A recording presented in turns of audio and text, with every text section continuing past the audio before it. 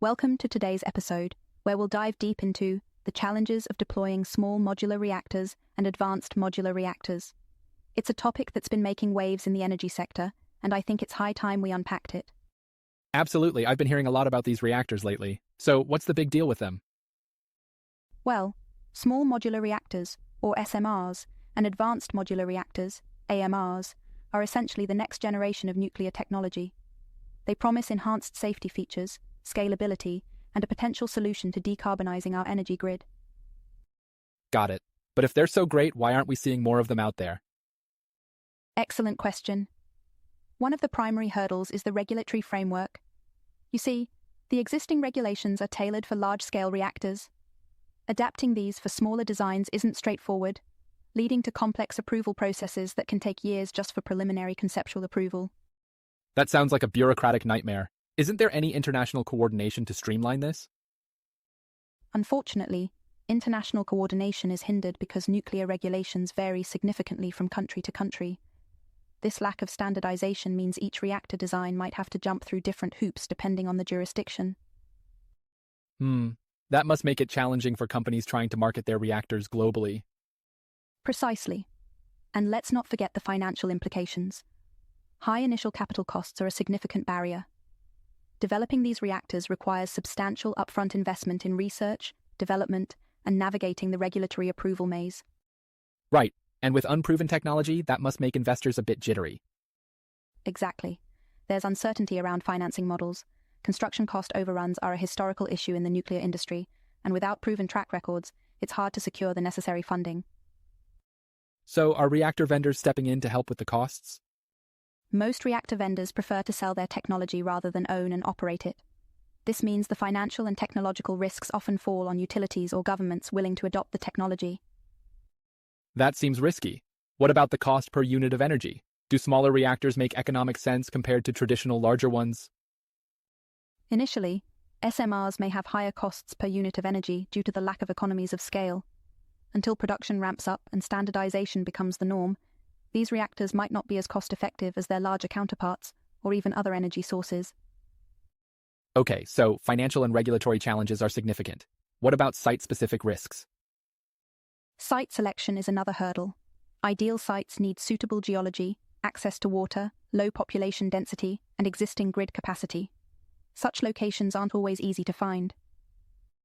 Plus, I imagine public perception plays a big role. Nuclear energy isn't always welcomed with open arms. You're spot on. Public perception and acceptance are critical. There are persistent concerns about nuclear safety, waste disposal, and the potential for accidents. Even though SMRs are designed with enhanced safety features, public misunderstanding of these benefits can lead to resistance. Yeah, I can see local communities pushing back against new nuclear projects. Absolutely. Political and social challenges, including local opposition and activism, can significantly impede the construction of new reactors. Speaking of construction, what about the supply chain? Are there challenges there as well? Yes, the supply chain and manufacturing infrastructure for SMRs are still developing. These reactors require specialized components and materials.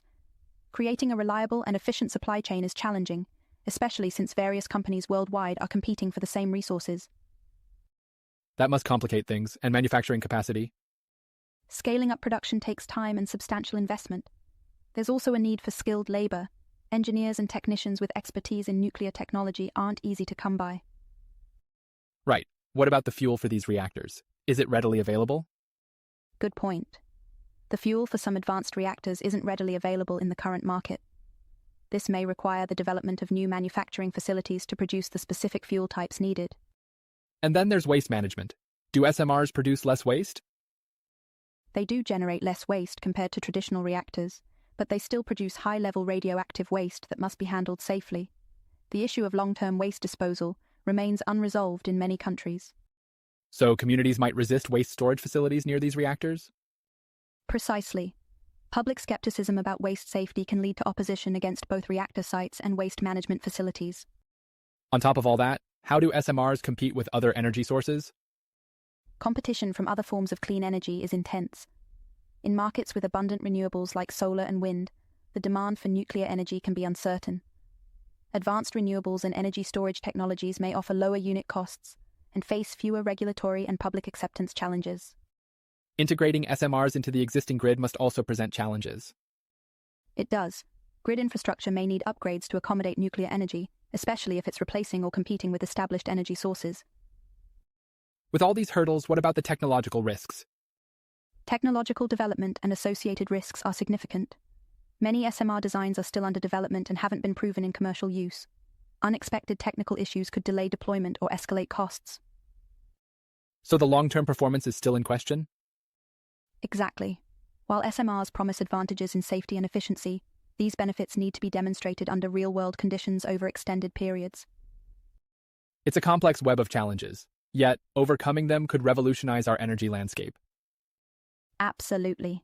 If we can navigate these obstacles, regulatory frameworks, financial models, public perception, supply chain logistics, and technological hurdles, we could indeed see a transformative shift toward cleaner energy and reduced reliance on fossil fuels.